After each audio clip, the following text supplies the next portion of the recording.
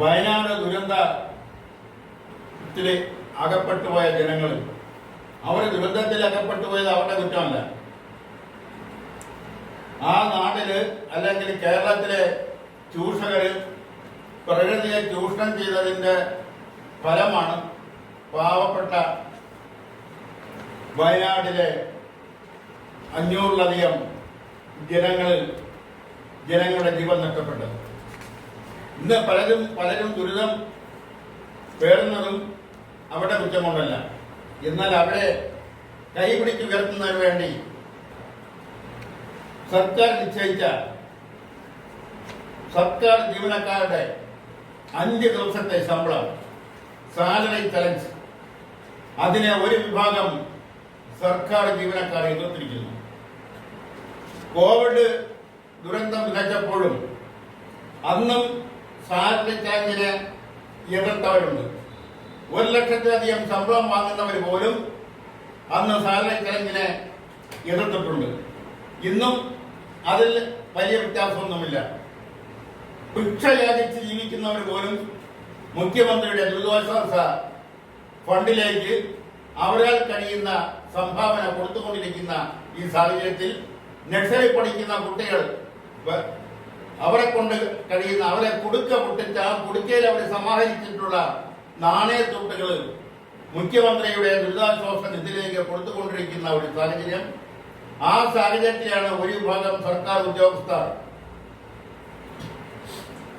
Salary ചലഞ്ചിനെ എതിർക്കുന്നത്. ഇത് പറയുമ്പോൾ മുൻ നക്സലൈറ്റ് നേതാവും പ്രസിദ്ധ ചിന്തകനുമായ ശ്രീ കെ വേണു പറഞ്ഞ ഒരു വാചകം കടമെടുത്ത് പറയുകയാണ്. കേരളത്തിന്റെ ദുരന്തം എന്ന് പറയുന്നത് 6 ലക്ഷം വരുന്ന സർക്കാർ ജീവനക്കാരാണ്. ഇതെത്രയോ ശരിയാണെന്നുള്ളതിന് ഉദാഹരണമാണ് ഈ വയനാട് ദുരന്തത്തിൽ ഏർപ്പെട്ടിരിക്കുന്നവരെ കൈപിടിച്ചുയർത്തുന്നതിന് വേണ്ടി കൊണ്ടുവന്ന സാലറി ചലഞ്ചും കോവിഡ് മാറ്റത്തെ നേരിടുന്നതിന് വേണ്ടി കൊണ്ടുവന്ന സാലറി ചലഞ്ചിനും എതിരെ നിന്ന സർക്കാർ ജീവനക്കാരുടെ മനോഭാവം. ഇത് ഒരു പുരോഗമനപരമായി ചിന്തിക്കുന്നവർക്ക് യോജിച്ചതല്ല. കാരണം ഇവർക്കെല്ലാം സാലറി കൊടുക്കുന്നത്, ശമ്പളം കൊടുക്കുന്നത്, ഇവരെല്ലാം നീക്കിപ്പോറ്റുന്നത് ഈ വയനാടില് ദുരന്തത്തിൽ അകപ്പെട്ട ആൾക്കാർ അടക്കമുള്ളവരുടെ നികുതി പണം കൊണ്ടാണ്. അല്ലാതെ ആകാശത്ത് നിന്ന മറ്റ് എങ്ങിൽ നിന്നും പണം വന്നിട്ടല്ല. അത് ഈ സർക്കാർ ജീവനക്കാർക്ക് അറിഞ്ഞൂടാത്തത് കൊണ്ടുമല്ല.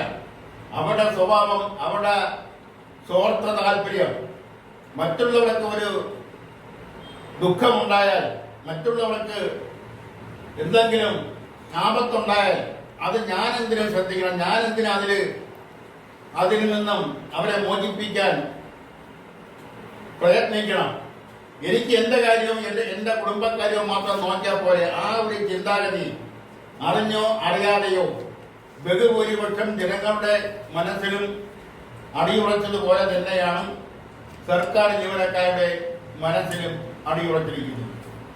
ഇതിനൊരു മാറ്റം വന്നേ മതിയാവും. കാരണം നിങ്ങളെ തീറ്റിപ്പോറ്റുന്നത് വയനാടടക്കമുള്ള കർഷകരും കർഷക തൊഴിലാളിയും അധ്വാനിച്ച് രാവിലെ മുതൽ വൈകുന്നേരം വരെ മണ്ണിൽ അധ്വാനിച്ച് ലഭിക്കുന്ന കാർഷിക വിളകൾ കൊണ്ടാണ് നിങ്ങൾ ഭക്ഷണം കഴിക്കുന്നത്. ഈ തിരിച്ചറിവ്, ഈ ബോധം നിങ്ങൾക്കുണ്ടാവണം. അതുകൊണ്ട് നിങ്ങൾ കോവിഡ് കാലത്ത് സാലറി ചലഞ്ചിനെ എതിർത്തു, ഇപ്പോഴും വീണ്ടും അത് തുടരുന്നു. അത് ഒരിക്കലും ശരിയായ ഒരു നിലപാടല്ല. അതിനെതിരെ കർശനമായ നിയമം തന്നെ കൊണ്ടുവന്നാൽ പോലും കേരളത്തിലെ ബഹുഭൂരിപക്ഷം ജനങ്ങളും അത് സ്വാഗതം ചെയ്യുമെന്നാണ് ഈ അവസരത്തിൽ സർക്കാരിനോട് പറയാനുള്ളത്. അതുപോലെ തന്നെ കശുവണ്ടി മേഖലയിൽ പാക്കേജ് കൊണ്ടുവരാൻ പോകുന്നു. പാക്കേജ് കൊണ്ടുവന്നു. ആ പാക്കേജിൽ കിട്ടിയ പണം എങ്ങനെ ചെലവാക്കി, അത് ഏത് വിധത്തിലാണ് ചെലവാക്കിയത് എന്നെല്ലാം ഉള്ളതിന്റെ കണക്ക് കൊടിക്കുന്നിൽ സുരേഷ് MP ലോകസഭാംഗം ചോദിച്ചിരിക്കുന്നു. കൊടിക്കുന്നിൽ സുരേഷിന്റെ നേതാവ് INDCയുടെ സംസ്ഥാന പ്രസിഡന്റ് ശ്രീ ചന്ദ്രശേഖർ കശുവണ്ടി ഇറക്കുമതിയിൽ അഴിമതി നടത്തിയതിന് ഇന്ന് കേസ് നേരിടുകയാണ്. ഹൈക്കോടതിയിൽ അപ്പീൽ കൊടുത്തപ്പോഴത്തേന് അപ്പീൽ തള്ളി. ഇപ്പോഴത് സുപ്രീം കോടതിയിൽ ആ കേസ് നിലനിൽക്കുകയാണ്. അങ്ങനെ തങ്ങളുടെ കൊടിക്കുന്നിൽ സുരേഷിന്റെ നേതാവ് തന്നെ അഴിമതിയെ കുറിച്ച് നിൽക്കുമ്പോൾ കൊടിക്കുന്നിൽ സുരേഷിന്റെ പാർട്ടിയുടെ എത്ര നേതാക്കളുടെ പേരിലാണ് അഴിമതി ആരോപണമില്ലാത്തത്? കൊടിക്കുന്നിൽ സുരേഷിന്റെ കൈ പരിശുദ്ധമാണെന്ന് ആരും പറയില്ല. ഇവിടെ സോളാർ കേസുമെല്ലാം ജനങ്ങൾ മറന്നിട്ടില്ല എന്നുള്ളത് കൂടി കൊടിക്കുന്നിൽ സുരേഷ് ഓർക്കുന്നത് നന്നായിരിക്കും. അതോടൊപ്പം തന്നെ കൊടിക്കുന്നിൽ സുരേഷിന്റെ ഈ ആരോപണം സർക്കാർ മുഖവിലേക്ക് എടുത്തുകൊണ്ട് കശുവണ്ടി മേഖലയിൽ അനുവദിച്ച പാക്കേജിന്റെ കണക്ക് പ്രസിദ്ധപ്പെടുത്തേണ്ടതാണ്. അതോടൊപ്പം തന്നെ കേരള കശുവണ്ടി എന്ന ബ്രാൻഡ്, ആ ബ്രാൻഡ് ലഭിക്കുന്നതിന് വേണ്ടി ഒരു കാർഷിക സർവകലാശാലയില് ഒരു പ്രൊഫസറെ കൺസൾട്ടന്റ് ആയി വെച്ചിരിക്കുന്നു. അതൊന്നും കുറ്റകരമല്ല, നല്ല കാര്യമാണ്.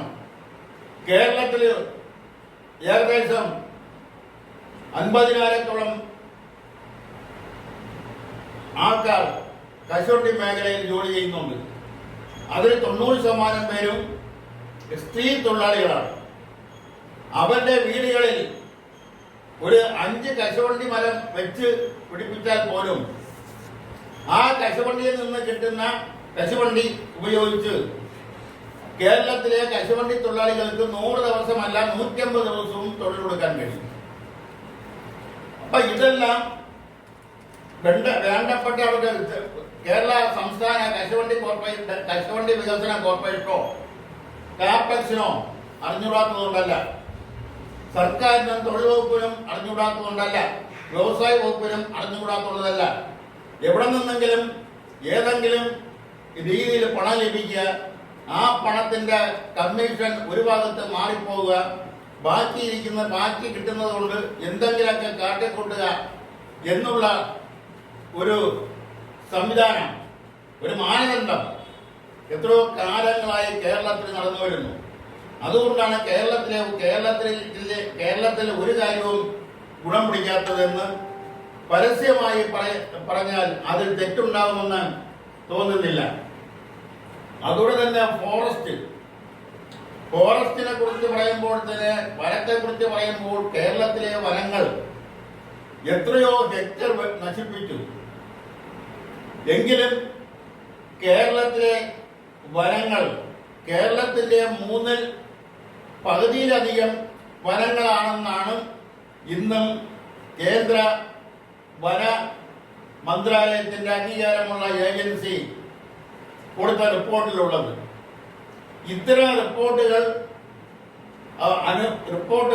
ഇങ്ങനെ കണക്ക് കൂട്ടി അവതരിപ്പിക്കുന്നതിന് വേണ്ടി അവർക്ക് കിട്ടുന്ന പ്രതിഫലം, ആ പ്രതിഫലം എന്ന് പറയുന്നത് വനത്തിലെ തടികൾ മോട്ടിച്ച് വിൽക്കുന്നവർ കൊടുക്കുന്നതും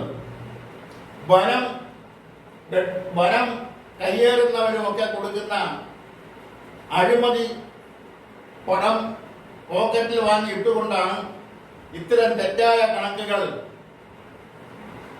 സർക്കാരിന്റെ മുന്നിൽ സർക്കാരിന് സമർപ്പിക്കുന്നതും ഐക്യരാഷ്ട്ര സംഘടനയ്ക്ക് സമർപ്പിക്കുന്നതുമല്ല. ഇതിനെല്ലാം ഒരു മാറ്റം വരാതെ ഇവിടെ കശുവണ്ടി മേഖലയിൽ 100 ദിവസം തൊഴിൽ കൊടുക്കുമെന്ന് പറയുന്നു. 100 ദിവസം തൊഴിൽ എത്ര പേർക്ക് കിട്ടുന്നുണ്ട് എന്നുള്ളത് അന്വേഷിച്ചാൽ അത് ഒരു തെറ്റായ കണക്ക് ആവാനാണ് സാധ്യത. സാധാരണ മറ്റ് മേഖലകളെ അപേക്ഷിച്ച് താരതമ്യേന വരുമാനം കുറഞ്ഞ, അതായത് സമ്പന്ന തൊഴിലാളികൾ ആരും തന്നെയും കശുവണ്ടി മേഖലയിൽ ജോലി ചെയ്യുന്നില്ല.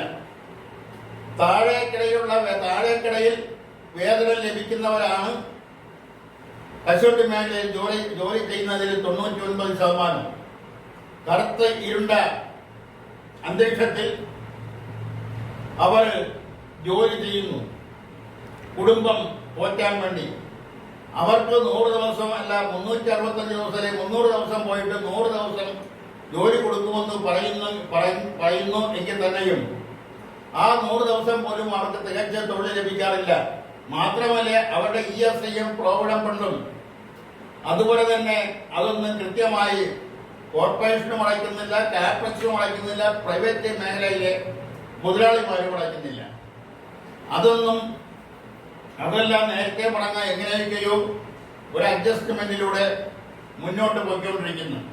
ഇതിലൊരു മാറ്റം വരണമെങ്കിൽ ആ മേഖലയിൽ ജോലി ചെയ്യുന്ന കശുവണ്ടി തൊഴിലാളികൾ തന്നെ രാഷ്ട്രീയം വ്യത്യാസം മറന്ന് അവർ സംയുക്തമായി ശക്തമായ പ്രക്ഷോഭവുമായി രംഗം മുന്നോട്ട് വന്നെങ്കിൽ മാത്രമേ അവരുടെ ജീവിത നിലവാരം അവർക്ക് 100 സർക്കാർ പറഞ്ഞിട്ടുള്ള 100 ദിവസമെങ്കിലും ജോലി ലഭിക്കുന്നതിനുള്ള തൊഴിൽ സാധ്യത, തൊഴിൽ സൗകര്യം ഉണ്ടാക്കിയെടുക്കാൻ കഴിയൂ എന്നുകൂടി ഈ അവസരത്തിൽ പറയാൻ ആഗ്രഹിക്കുകയാണ്.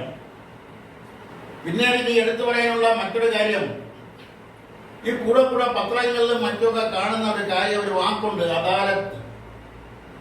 എന്തിനാണ് ഈ അദാലത്ത്? ആരെങ്കിലും അതിനെക്കുറിച്ച് ഗഹനമായി ചിന്തിച്ചിട്ടുണ്ടാവുമെന്ന് തോന്നുന്നില്ല.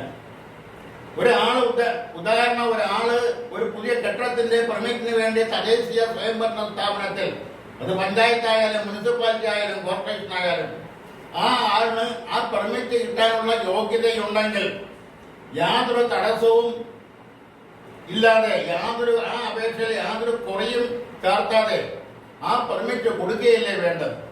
അത് കൊടുക്കാതെ അവരുടെ ജനങ്ങളുടെ നികുതി പണത്തിൽ നിന്നും കൊടുക്കുന്ന ശമ്പളം, ആ ശമ്പളം കൊണ്ട് ഉയർന്ന നിലവാരത്തിൽ ജീവിക്കുന്ന സർക്കാർ ജോലിക്കാർ, സർക്കാർ ജീവനക്കാർ, സർക്കാർ ഉദ്യോഗസ്ഥർ, അവർ സമയങ്ങളിൽ അവരുടെ അപേക്ഷ പരിഗണിച്ച് അവർക്ക് കിട്ടേണ്ടുന്ന നീതി അത് ലഭ്യമാക്കാതിരിക്കുന്നതുകൊണ്ടാണ് അവർ അദാലത്തുകളിൽ രാവിലെ മുതൽ വൈകുന്നേരം വരെ കൊടും വെയിലത്തും മഴയത്തും നിൽക്കുന്നത്. കഴിഞ്ഞ സർക്കാരിന്റെ, ഉമ്മൻചാണ്ടി സർക്കാരിന്റെ കാലത്ത് ജനസമ്പർക്ക പരിപാടി എന്ന് പറഞ്ഞൊരു പരിപാടി ആവിഷ്കരിച്ചു. അത് രാവിലെ വരുന്ന, അതും അദാലത്തിന്റെ വേറൊരു മുഖം തന്നെയായിരുന്നു. രാവിലെ ഒരു ഗ്രൗണ്ടിൽ വരുന്നവർ രാത്രി 10-11 മണി വരെ മുഖ്യമന്ത്രിയുടെ ജനസമ്പർക്ക പരിപാടിയിൽ പങ്കെടുക്കുന്നതിന് വേണ്ടി കാത്തു നിൽക്കുന്ന ഒരു പതിവുണ്ടായിരുന്നു. അതിൽ ആർക്കെല്ലാം ഗുണം കിട്ടിയെന്ന് ചോദിച്ചാൽ ഒരു 0 പോയിന്റിന് താഴെ ഉള്ള ആർക്കെങ്കിലും കിട്ടി. അതൊരു പത്രപരസ്യത്തിന് ഉതകുന്ന നിലയിൽ അവതരിപ്പിച്ചു എന്ന് മാത്രം. നവകേരള യാത്രയായാലും അത് തന്നെയാണ് അവസ്ഥ. ഇത്തരം ജാടകൾ ഒഴിവാക്കിക്കൊണ്ട് ജനങ്ങൾക്ക് കാര്യമായ ഉപയോഗം കിട്ടത്തക്ക നിലയിൽ ആർപ്പാടങ്ങൾ ഒഴിവാക്കിക്കൊണ്ട് യാതൊരു പരസ്യം, ഓരോ മാസവും സർക്കാർ ചിലവാക്കുന്ന പരസ്യക്കൂലി, മാധ്യമങ്ങൾക്ക് കൊടുക്കുന്ന ലക്ഷക്കണക്കിന് രൂപ, ഇതെല്ലാം ഏതെങ്കിലും ജനങ്ങൾക്ക് ഉപയോഗപ്രദമായ കാര്യങ്ങൾക്ക് വേണ്ടി ഉപയോഗിച്ചിരുന്നുവെങ്കിൽ എത്രയോ നല്ലതായിരുന്നു. അതുകൊണ്ട് തന്നെ അവസാനമായി കണ്ണാടിയിലൂടെ ഇന്ന് നോക്കിക്കാണുന്നത് 2 പ്രാവശ്യം പറഞ്ഞതാണെങ്കിൽ തന്നെയും ദിവസവും മാധ്യമങ്ങളിൽ വരുന്നത് കൊണ്ട് പലരും മൗനം പാലിക്കുന്നത് കൊണ്ടും അപൂർവം ചില കൊച്ചു പൊട്ടാസ് പൊട്ടുന്നത് പോലുള്ള ചില ശബ്ദങ്ങൾ കേൾക്കുന്നുണ്ടെങ്കിലും അതെല്ലാം ഒന്നുകൂടി കാര്യക്ഷമമായി ആവർത്തിക്കേണ്ടിയിരിക്കുന്നു. സിനിമാ മേഖലയിൽ ഇന്ന് ചർച്ച ചെയ്തുകൊണ്ടിരിക്കുന്ന കാര്യങ്ങൾ, അത് തുടങ്ങുന്നതിന് മുമ്പ് ഒരു കാര്യം പറഞ്ഞുകൊണ്ട് തുടങ്ങാനാണ് ഉദ്ദേശിക്കുന്നത്. മുമ്പൊരിക്കൽ കുഞ്ഞാലിക്കുട്ടി, മുസ്ലിം ലീഗിന്റെ നേതാവ് ശ്രീ കുഞ്ഞാലിക്കുട്ടി പറഞ്ഞ ഒരു വാചകം കടമെടുത്തുകൊണ്ട് ഞാൻ ആരംഭിക്കുകയാണ്. എനിക്ക് ഭാര്യയും മക്കളും ചെറുമക്കളും ഉള്ള കുടുംബം ഉണ്ട് എന്ന കാര്യം അജിത ഓർക്കണം. ഈ അജിത എന്ന് പറയുന്നത് മുൻ നക്സലൈറ്റ് നേതാവ് കുന്നിക്കൽ നാരായണന്റെയും മന്ദാകിനിയുടെയും ഏക മകൾ.